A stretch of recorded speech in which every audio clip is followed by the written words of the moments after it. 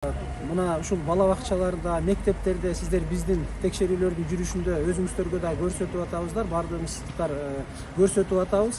Баардыгыңыздар ошол жерде күбө болгондой, ооруканаларда болсун, мектептерде болсун, бала бакчаларда болсун, сливочное масло деп накладнойлордо көрсөтүп, майлар ошол жердеги балдардын тамак ашына берилүүсү каралат экен.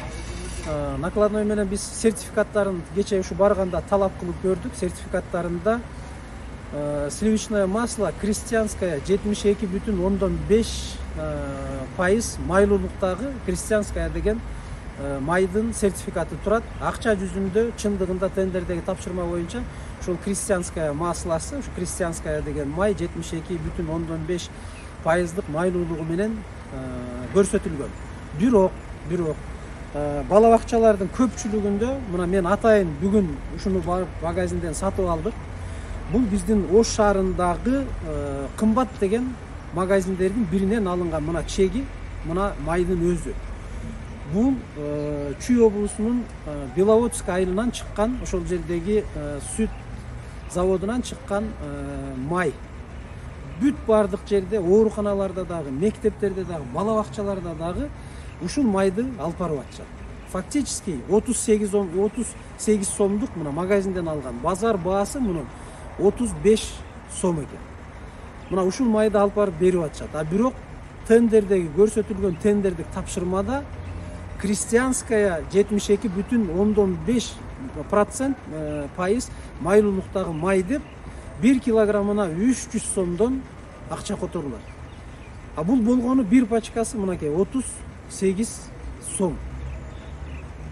Ошондуктан мен эскертип айтат элем, бардык мектептин директорлору, бала бакчалардын бөлүм башчылары, ооруканалардын башкы директорлору, ушул райондук билим берүү мекемелери кайсыл жерде азык түлүк менен ушу мамлекет тарабынан камсыздалып, анан тендердин негизинде азык түлүк бара турган мекемелердин жетекчилери эгерде билбей жүргөн болсоңуздар, мына ушул майдын сапатын, кайсыл майга сертификат берилген, сиздер кайсыл майга буйрутма берип атасыздар, ушуну атайын текшерүү жолу менен кабыл алышыңыздар керек.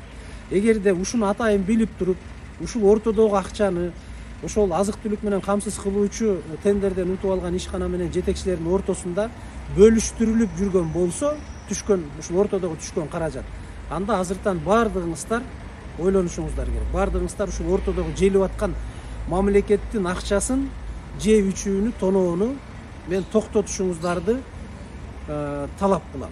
Эгерде мындан ары дагы токтобой турган болсо, эгерде мындан аркы текшерүүлөрдө дагы ушундай маселелер, ушу Ноокат районундагыдай маселелер аныктала турган болсо, анда бардык ушул текшерип барган мекеме уюмдардын бүт бардыгынын жетекчилеринин кызматтык ордун кароо жөнүндө Кыргыз Республикасынын президентинин Ош облусундагы ыйгарым укуктуу өкүлүнүн тапшырмасы берилди.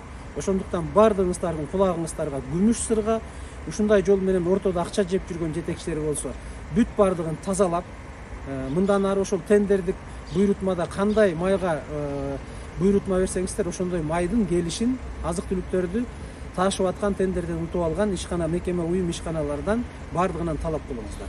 Эгерде ушуну билбей жүргөн, мурда көрүп түшүнбөй жүргөн жетекчилер болсо, анда ушуну эсиңиздерге алууңуздарды мен сиздерден суранам.